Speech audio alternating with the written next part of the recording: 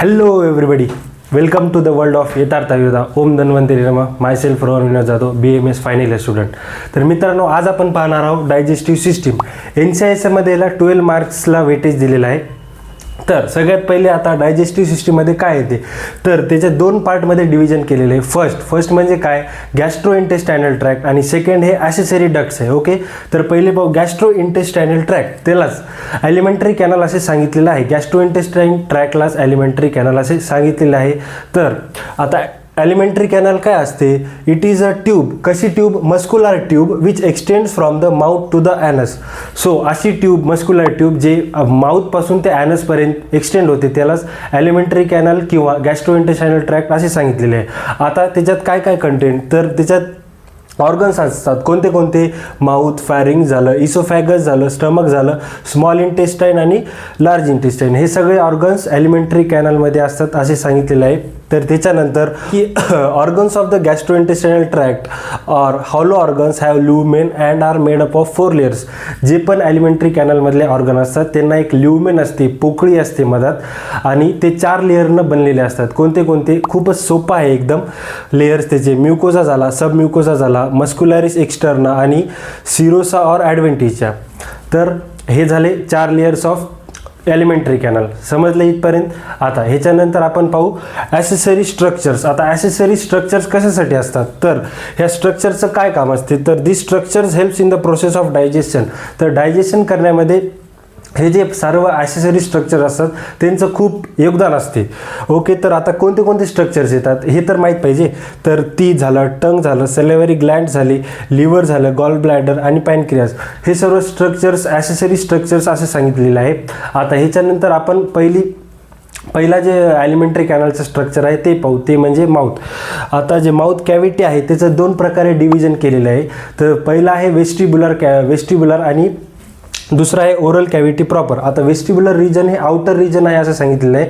तर जे proper oral cavity आहे त्याच्यामध्ये काय काय येते ते पाहू. तर इट इज बाउंडेड बाय, तर काय काय असते, anterior laterally teeth, gums, alveolar arches of the jaws, हे असते अँटेरियो लॅटरली. तर त्याच्यानंतर रूफमध्ये काय असते, हार्ड आणि सॉफ्ट पॅलेट असते. त्याच्यानंतर फ्लोर झाला, फ्लोरमध्ये काय येते, टंग. त्याच्यानंतर पोस्टिरियरली काय येते, ही जी कॅव्हिटी असते ती फॅरिंगशी कम्युनिकेट करते असं सांगितलेलं आहे. इथपर्यंत समजलं. आता ह्याच्यानंतर आपण पाहू लिप्स. आता लिप्स काय असतात, तर दीज आर फ्लेशी फोल्ड्स. कशाचे, these are fleshy folds which are line externally by the skin and internally by the mucous membrane. म्हणजे बाहेरून स्किनची लेअर असते आणि आतमधून म्युकस मेम्ब्रेन असते असे सांगितलेले आहे. आता इच लिप इज कंपोज्ड ऑफ, आता कोणते कोणते लेयर्स असतात स्किनमध्ये हे सांगितलेले, तर ते पाहू. तर कोणते कोणते, स्किन झालं, फेशिया झाला, ऑर्बिक्युलॅरिस ऑरिस मसल झाली, सबम्युकोसा झाला, म्युकस मेम्ब्रेन, हे सर्व लिप्समध्ये झालं. इथपर्यंत समजलं. आता आपण नेक्स्ट पाहू ते म्हणजे चिक्स.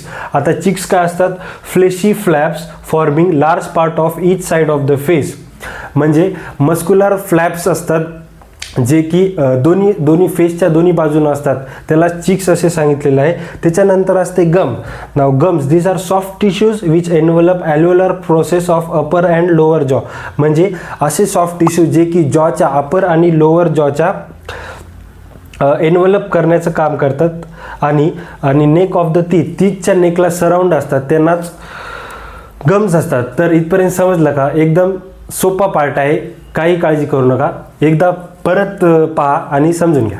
तर आता आपण पाहणार आहोत टीथ. तर टीथ काय असतात, टीथ हे ॲसेसरी स्ट्रक्चर्स असतात जे की डायजेशनसाठी हेल्प करतात. आणि हे कुठं सिच्युएटेड असतात, सॉकेट्स ऑफ अल्व्हिओलर प्रोसेस ऑफ मॅन्डिबल्स आणि मॅक्झिला. तर मॅन्डिबल्स आणि मॅक्झिला ह्यांच्यामध्ये ॲल्व्हिओलर प्रोसेस असते, त्याच्यामध्ये हे टीथ सिच्युएटेड असतात असं सांगितलेलं आहे. त्याच्यानंतर alveolar process are covered by the gingiva or the gums. Gingiva किंवा गम्सनी हे ॲल्व्हिओलर प्रोसेस जे आहेत ते कवर्ड असतात. आता ह्याच्यानंतर आपण पाहणार आहोत की टीथचे हे 3 पार्ट्स असतात. कोणते कोणते, क्राऊन झाला, रूट झाला आणि नेक. आता हे सगळे तुम्ही या डायग्राममध्ये पहा. सर्वात पहिले क्राऊन काय असते, it projects above gums and covered by the enamel. Crown हे एनॅमलने कवर्ड असतात. आणि त्याच्यानंतर they are tooth shaped caps and it covers visible portion of the teeth. जे टीथचं विजिबल पोर्शन असते ते क्राऊननं कवर केलेलं असते. तर त्याच्यानंतर root it is fixed in the alveolar sockets and different types of teeth have different number of roots and root formation. हे जे रूट असते ना ते अल्व्हेोलर सॉकेट्समध्ये फिक्स असते. रूट्स हे अल्व्हेोलर सॉकेट्समध्ये फिक्स असते आणि डिफरंट टाईप्सचे वेगळे टाईप्सचे जे टीथ असतात आपले इन्सिजर झाले कॅनाइन झाले त्यांचं वेगळ्या प्रकारचं रूट राहते. सगळ्यांचं सेम असते का? नाही, सगळ्यांचं डिफरंट असते. तर त्याच्यानंतर झालं neck it lies in between crown and route.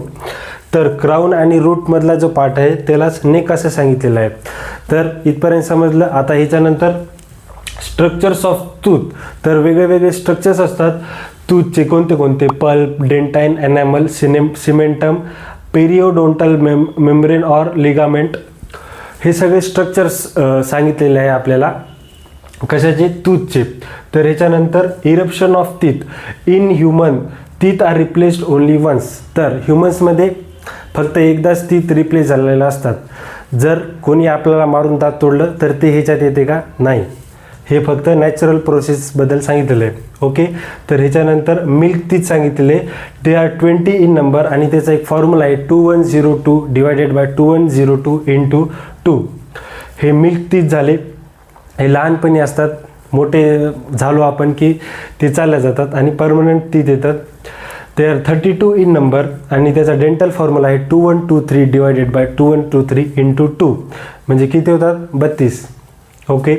आता ब्लड सप्लाय हे फॅक्च्युअल पार्ट आहे सगळा. कशानं? इन्फेरियर अल्व्हेोलर आर्टरीनं सप्लाय असते आणि अँटेरियर आणि पोस्टेरियर सुपेरियर अल्व्हेोलर आर्टरीज ह्यांना ब्लड सप्लाय ह्याच्यानं सांगितलेलं आहे आपल्याला. त्याच्यानंतर venous drainage. Inferior alveolar vein drain into the.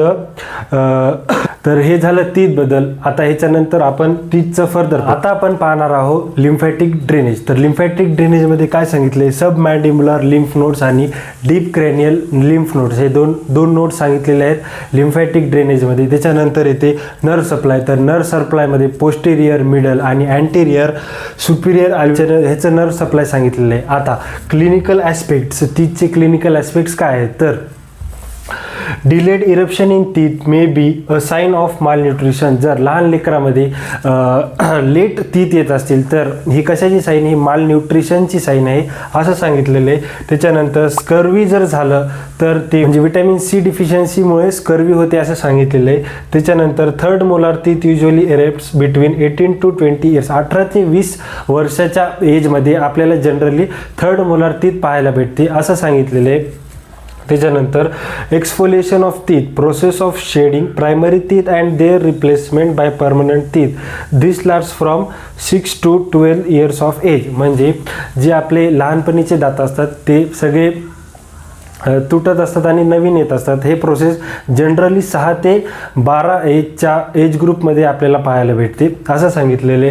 त्याच्यानंतर इथपर्यंत समजलं का? ओके. नंतर नेक्स्ट आपण पाहणार आहोत हार्ड पॅलेट. तर हार्ड पॅलेट काय असते? It is partition between nasal cavity आणि ओरल कॅव्हिटी. ह्याच्यामधलं जे पार्टिशन असते त्याला हार्ड पॅलेट असं सांगितलेलं आहे. त्याच्यानंतर येते सॉफ्ट पॅलेट. तर soft palate it is a muscular movable muscular fold आहे जे की हार्ड पॅलेटच्या पोस्टिरियर बॉर्डरने सस्पेंडेड असते असं सांगितलेलं आहे. त्याच्यानंतर आता पॅलेटचा ब्लड सप्लाय काय आहे? Greater palatine branch of the maxillary artery ह्याचं ब्लड सप्लाय सांगितलेलं आहे. त्याच्यानंतर accessory palatine branch of the facial artery असं सांगितलेलं आहे आपल्याला पॅलेटच्या ब्लड सप्लायमध्ये. नंतर व्हेनस ड्रेनेज काय आहे? टिरोबॉइड आणि tonsillar plexus of the veins ह्याच्यानं व्हेनस ड्रेनेज आपल्याला सांगितलेलं आहे. त्याच्यानंतर लिम्फॅटिक ड्रेनेजमध्ये काय येते? तर अपर डीप सर्वायकल नोड्स आणि रिट्रोफॅरेंजियल नोड्स हे आपल्याला सांगितलेलं आहे. कशामध्ये? लिम्फॅटिक ड्रेनेजमध्ये. तर ह्याच्यानंतर येते नर्व सप्लाय. नर्व सप्लाय खूप सोपा आहे. पॅलेटाईन नर्व्स आणि अल्व्हेोलर नर्व्स असं सांगितलेलं आहे आपल्याला नर्व सप्लायमध्ये. आता यानंतर क्लिनिकल अस्पेक्ट पॅलेटचे. तर क्लेफ्ट पॅलेट हे तुम्हाला या डायग्राममध्ये बघू शकता तुम्ही. त्याच्यानंतर नॅझल ट्वँग इन व्हॉइस. तर नॅझल ट्वँग इन व्हॉइस काय असते? तर आपण बोलताना नाकातून बोलत आहे असं वाटते त्यालाच नॅझल ट्वँग इन व्हॉइस असं सांगितलेलं आहे. आणि क्लेफ्ट पॅलेट हे कंजनायटल डिफेक्ट आहे म्हणजे बाय बर्थ असते असं सांगितलेले. तर हे होतं आपलं introduction of the digestive system. तर मित्रांनो, इथपर्यंत समजलं का? नसेल समजलं तर कॉमेंट्समध्ये सांगा. व्हिडिओ जर तुम्हाला आवडले असेल तर नक्कीच लाईक, शेअर आणि सबस्क्राईब करा. Thank you very much.